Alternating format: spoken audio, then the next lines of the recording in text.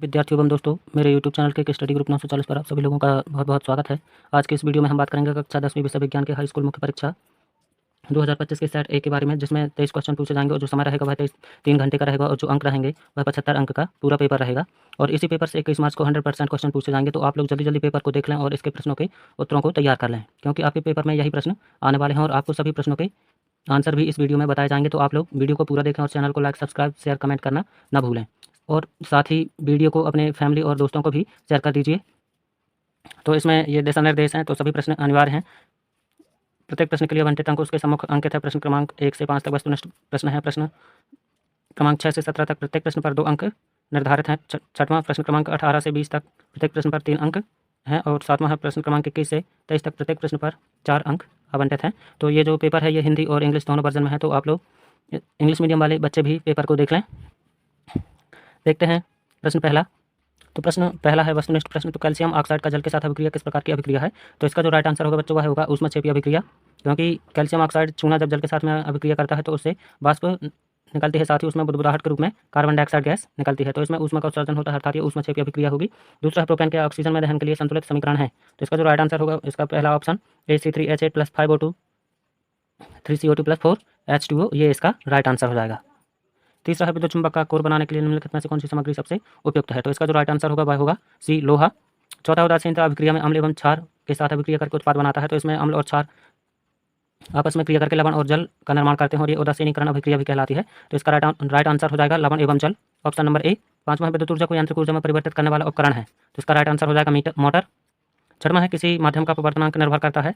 ए प्रकाश की तरंग दैर्घ्य पर, बी माध्यम के घनत्व पर, और सी है आवृत्ति, और डी है निर्वात पर। तो इसका जो राइट आंसर होगा बच्चों वह होगा प्रकाश की तरंग दैर्घ्य पर। अब देखते हैं प्रश्न दूसरा।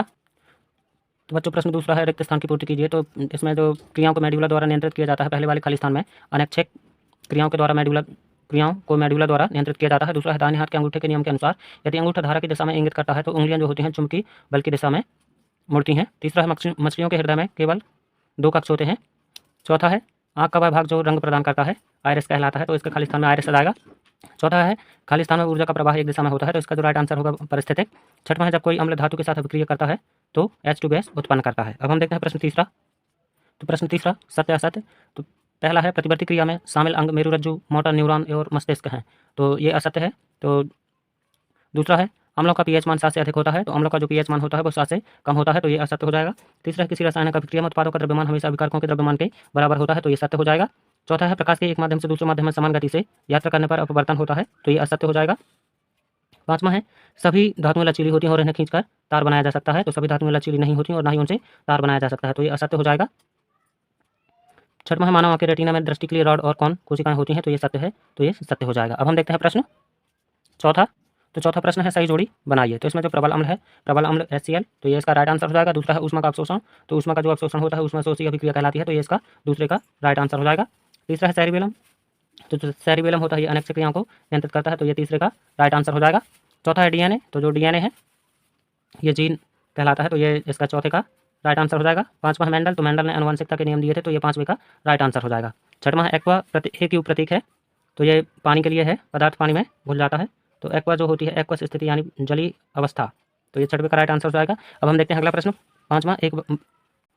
एक शब्द या एक वाक्य में उत्तर दीजिए। तो पहला है इसमें तो धातुओं का उदाहरण दीजिए जिनका गलनांक कम होता है, तो इसमें जो सीजियम और गैलियम है इन धातुओं के गलनांक जो होते हैं कम होते हैं। दूसरा है किसी क्षण चुंबक के बाहर चुंबकीय क्षेत्र रेखाओं की दिशा क्या होती है, तो नॉर्थ से साउथ चुंबकीय रेखाओं की दिशा होती है। तीसरा मानव का सामान्य रक्तचाप क्या है, तो इसका मानव का जो सामान्य रक्तचाप होता है वह होता है 120/80 mmHg।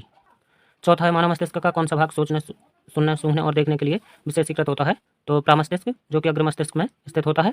पांचवा मायोपिया निकट दृष्टि दोष को ठीक करने के लिए कौन सा लेंस उपयोग किया जाता है, तो इसके लिए अवतल लेंस का प्रयोग किया जाता है। छठवां है एथीन का रासायनिक सूत्र क्या है, तो जो एथीन है इसे एथिलीन भी कहते हैं, तो इसका सूत्र जो है C2H4 है। अब हम देखते हैं प्रश्न छठवां। तो प्रश्न छठवां है एथेन की इलेक्ट्रॉन डॉट संरचना। प्रश्न छठवां है एथेन की इलेक्ट्रॉन डॉट संरचना बनाइए। तो ये एथेन का जो सूत्र होता है वह होता है C2H6, तो ये इसकी इलेक्ट्रॉन डॉट संरचना है। अथवा है मेथेन की इलेक्ट्रॉन डॉट संरचना बताइए। तो यहाँ पर जो मेथेन होता है इसका सूत्र होता है CH4 और ये इसकी इलेक्ट्रॉन डॉट संरचना है। प्रश्न 7वां है निम्नलिखित अवयवों के प्रतीक चिन्ह बनाइए जो परिपथ आरेखों में उपयोग किए जाते हैं। जो बैटरी होती है ये इसका प्रतीक चिन्ह है और दूसरा है प्रतिरोधक, तो प्रतिरोधक के लिए ये प्रतीक चिन्ह है। अथवा है किसी चालक का प्रतिरोध किस पर निर्भर करता है, कोई 2 कारकों के नाम लिखिए। तो जो चालक तार होता है ये चालक तार की लंबाई पर अर्थात r समानुपाती l और चालक तार के अनुप्रस्थ काट के क्षेत्रफल के व्युत्क्रमानुपाती होता है, तो r व्युत्क्रमानुपाती a। और तीसरा है पदार्थ की प्रकृति पर, चौथा है पदार्थ के तापमान पर। प्रश्न 8वां है तारे के टिमटिमाते हुए क्यों दिखाई देते हैं, तो इसका जो आंसर होगा वह यही प्रकाश के अपवर्तन के कारण जो तारे होते हैं वो टिमटिमाते हुए दिखाई देते हैं, अथवा आकाश नीला क्यों दिखाई देता है। प्रश्न 9वां ब्रायोफिल्म की पत्तियां कैसे पुनरुत्पादन करती हैं, अथवा अमीबा में द्विखंडन की प्रक्रिया का वर्णन करें। 10वां है ऊष्मक्षेपी और ऊष्मशोषी अभिक्रिया में क्या अंतर है, अथवा ऑक्सीकरण और अपचयन अभिक्रिया को परिभाषित कीजिए। प्रश्न 11वां है मेंडल के पृथक्करण नियम का क्या महत्व है, अथवा मेंडल के प्रभुत्व के नियम को एक उदाहरण की सहायता से समझाइए। प्रश्न 12वां मानव उत्सर्जन तंत्र का नामांकित चित्र बनाइए, अथवा हृदय के 2 कपाटों के नाम बताइए और उनके एक एक कार्य लिखना है। प्रश्न 13वां है प्रतिवर्ती चाप क्या है, अथवा मानव शरीर में न्यूरॉन्स की भूमिका समझाइए। प्रश्न 14वां है ओम का नियम लिखिए व इसका गणितीय व्यंजक लिखिए, अथवा श्रृंखला में जुड़े 3 प्रतिरोधों के कुल प्रतिरोध की गणना करें। R1 बराबर 2 ओम, R2 बराबर 3 ओम और R3 बराबर 5 ओम। अब देखते हैं प्रश्न अगला।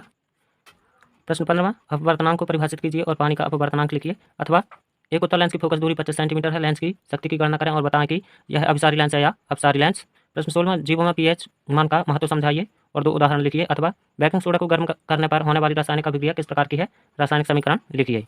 प्रश्न 17वां जल प्रदूषण को कैसे नियंत्रित कर सकते हैं, कोई 2 उपाय लिखिए, अथवा वायु प्रदूषण के क्या कारण है, कोई 2 कारण लिखिए।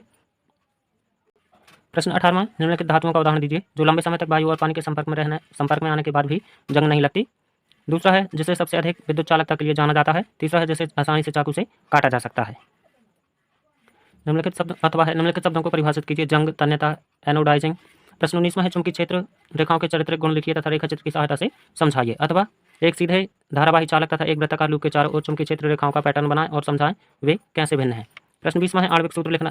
C4H9OH वाले कार्बनिक यौगिक का IUPAC नाम क्या है जिसमें अल्कोहल समूह होता है, इसकी संरचना बनाएं और संभावित समावयवियों का नाम लिखिए। प्रश्न 21वां है मानव पाचन तंत्र का चित्र बनाइए तथा लार के कार्य लिखिए, अथवा मानव हृदय का चित्र बनाइए और लिखिए कि हमारा परिसंचरण तंत्र किस प्रकार का है। देखते हैं अगला प्रश्न। 22वां प्रश्न pH परिवर्तन के कारण दंत क्षय किस प्रकार होता है, इससे कैसे बचा जा सकता है, अथवा है निम्नलिखित के 2 उपयोग लिखिए। बेकिंग सोडा, दूसरा व्यंजक चूर्ण, तीसरा प्लास्टर ऑफ पेरिस, चौथा है धोने का सोडा। वीडियो कैसा लगा कमेंट बॉक्स में जरूर बताएं।